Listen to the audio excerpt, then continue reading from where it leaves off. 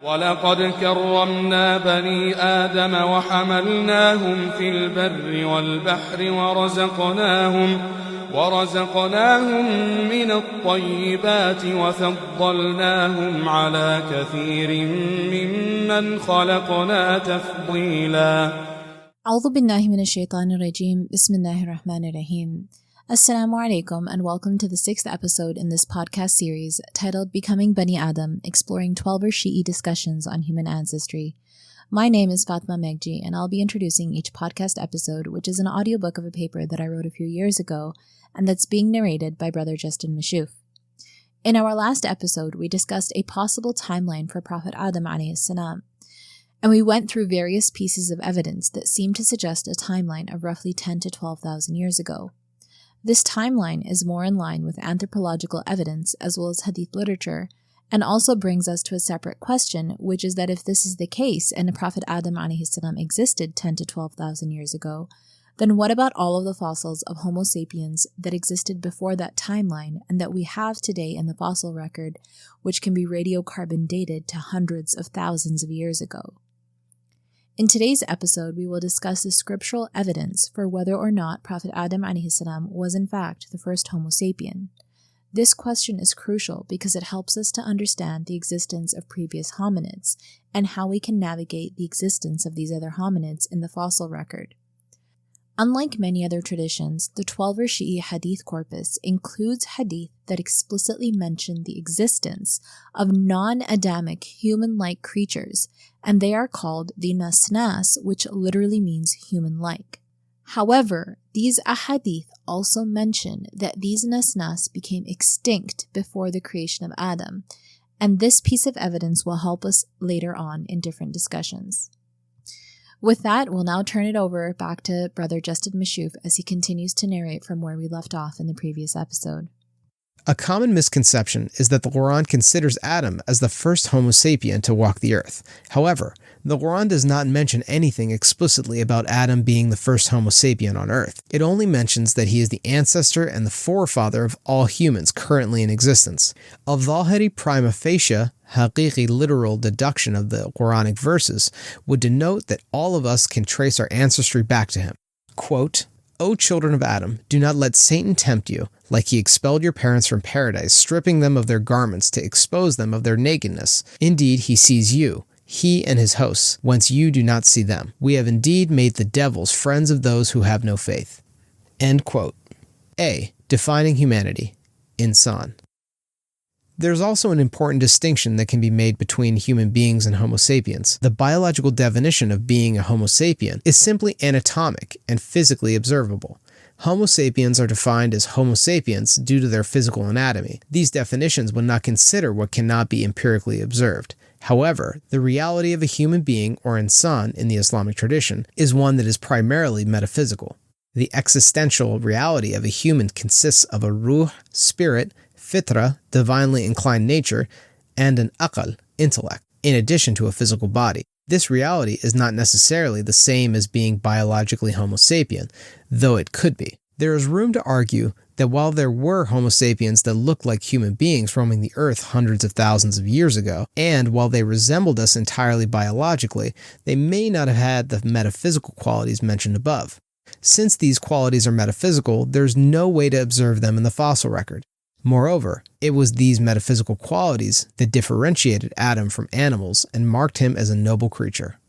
The Quran states, quote, "Certainly we have honored the children of Adam and carried them over land and sea and provided them with all the good things and preferred them with a complete preference over many of those we have created." End quote. B. The other Adams. The nasnas. The unlikelihood of Adam as the first Homo sapien poses no problem or contradiction with both the Quran and Ahadith. Shocking as it may be, the Ahadith literature is relatively clear on this point. Adam was not the first human-like creature to walk the earth. In fact, the Ahadith literature clearly mentioned human-like species roaming the earth before the creation of Adam, calling them nasnas, literally meaning somewhat human, with the Arabic word for humans being nas. Other times, the Ahadith refer to human-like beings by calling them other Adams. The existence of these creatures has been discussed by several classical scholars and has also been mentioned in some of the oldest ahadith literature. This is rather fascinating given that there is no precedence for this belief in biblical literature and that the first hominid fossil wasn't discovered until 1857, hundreds of years after the compilation of the majority of the ahadith corpus. To be precise, fossils were not discovered until 200 years after the death of Allāmah Majlisi, the author of Bihar al-Anwar, and almost 1,000 years after the death of Sheikh as-Sadduq, who was one of the most prominent compilers of the ahadith corpus in the Shi'i tradition. This fact actually strengthens our confidence in the ahadith literature as speaking both literally, haqiqi, and is sourced in truth, as it mentions something that was only proven later empirically through the fossil record. There were indeed human-like species roaming the earth before our forefather Adam, whether Adam existed 200,000 years ago or 10,000 years ago. But what are these narrations referring to? The Homo neanderthalis, aka Neanderthals, the Homo florensis, hobbits, or is it referring to Homo sapiens themselves, unrelated to Adam, as Ayatollah Jawadi Amoli suggests? More importantly, what was it that differentiated them from the humans of today, Banī Adam? Some of this information is examined in the commentaries of the Quran that have brought these ahadith to light when discussing the following verse, noting angelic confusion at Adam's creation. The Quran states, quote, "When your Lord said to the angels, 'Indeed, I'm going to set a viceroy on earth,' they said, 'Will you set in it someone who will cause corruption in it and shed blood while we celebrate your praise and proclaim your sanctity?' He said, 'Indeed, I know what you do not know.'" End quote. In Tafsīr Al-ʿAyyāshī, one of the oldest Twelver-Shi'I commentators of the Quran by Muḥammad bin Mas'ud Al-Ayyāshī, died 932 or 933, a narration is cited from Imam Ja'far as-Sadiq that says, quote, "The angels could not know what they said. Will you set in it someone who will cause corruption in it and bloodshed if they had not earlier seen someone who had made mischief in it and shed blood?" End quote. Allāmah Tabatabai, died 1970, also cites this hadith in his Tafsīr al-Mizan and explains that this tradition may be pointing to an earlier creation that inhabited the earth before mankind, as other traditions note. Accordingly, the angels use qiyas, analogy, to compare Adam to these other human-like species because he looked physically similar to them and assumed that he would also cause chaos. This is something that Ayatollah Nasir Makarim Shirazi, born 1926, also suggests as a possibility in Tafsīr al-Naymūnah. However, the angels were mistaken in their comparison. Adam was qualitatively different from these other human-like creatures, but he looked so similar to these creatures that according to these traditions, the angels of heaven thought he was one of them. The traditions elaborate further and note that Adam was qualitatively different. Some traditions go as far as to enter details about when these human-like creatures existed, and moreover, that God cleansed them from the earth before creating Adam. One of these traditions narrated in Tafsīr Al-ʿAyyāshī from Imam Ja'far as-Sadiq, where a man came to him and said, quote, "May I be sacrificed for you? The people are claiming that the world has a life of 7,000 years. So he, Imam Ja'far as-Sadiq, said, "It is not as they say. Surely Allah created for the world 50,000 years and then left it empty of its inhabitants for 10,000 years. Then Allah decided to originate creation within it, the world, a creation neither from the jinns, angels, or humans. He destined for them 10,000 years. Then when they came closer to the end of their term, they created chaos therein.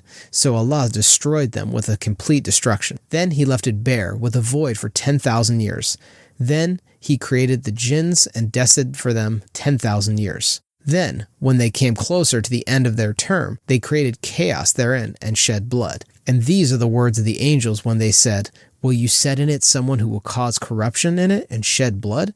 In the same way that the jinns have shed blood. So Allah destroyed them. Then Allah began and created Adam and destined for him 10,000 years. From this, 7,200 years have passed, and you are all in the end of the era." End quote. This tradition alludes to the creation of different beings and their extinction, but it also mentions that there were periods of time in which the earth was empty of all of them.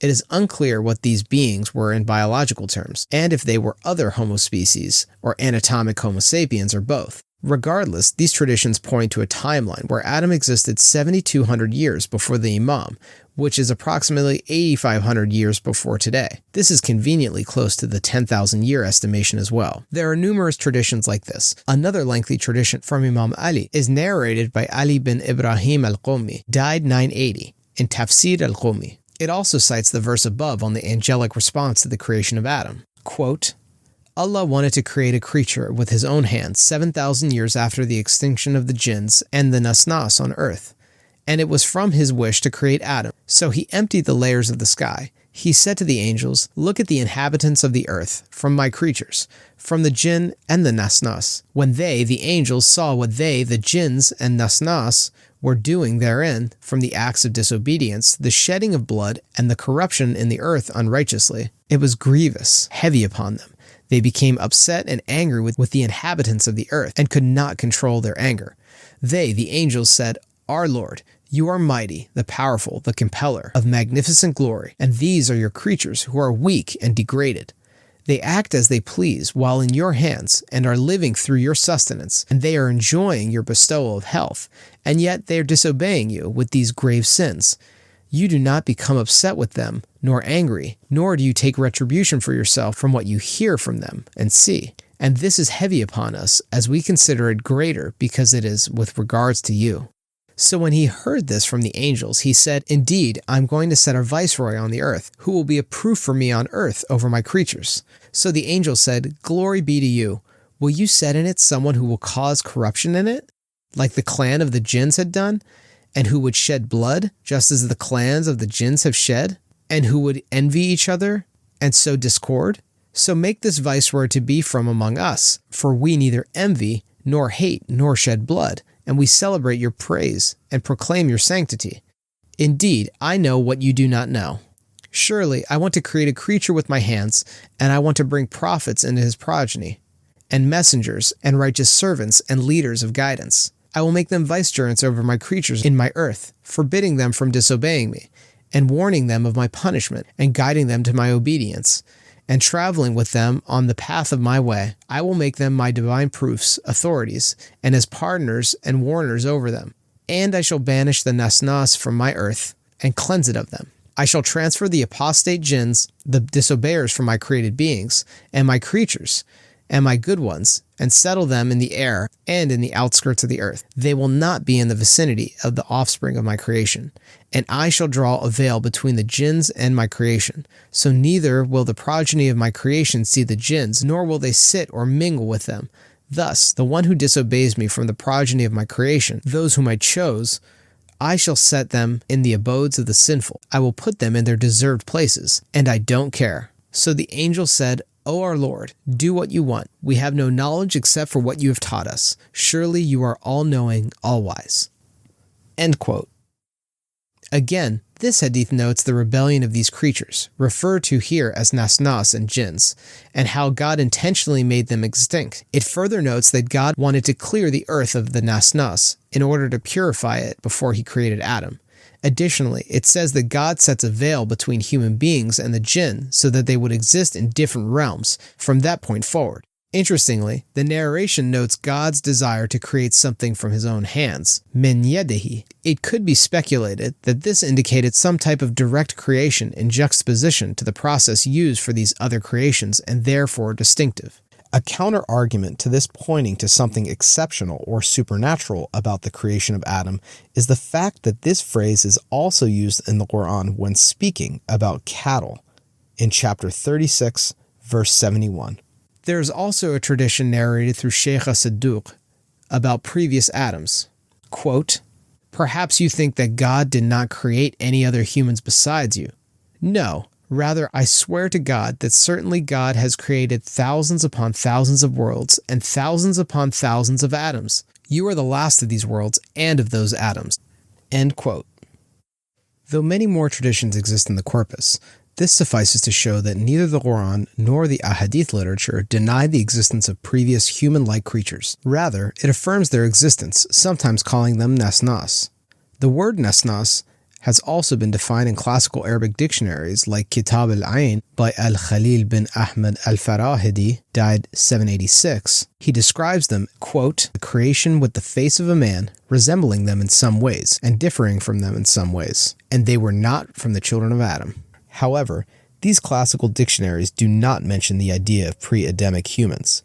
Rather, Kitab al-Ain mentions the alleged transfiguration of previous human nations and their divine punishments as examples of these nasnas, which is a very different usage to the ones used in Twelver-Shi'I hadith literature. All of this literature within the Islamic tradition mysteriously affirms the existence of various hominid species centuries before the first hominid fossil was discovered in 1891. However, these traditions do not biologically define these creatures, and it is unclear if they are referring to previous non-Homo sapiens species, or if they are referring to more ancient Homo sapiens.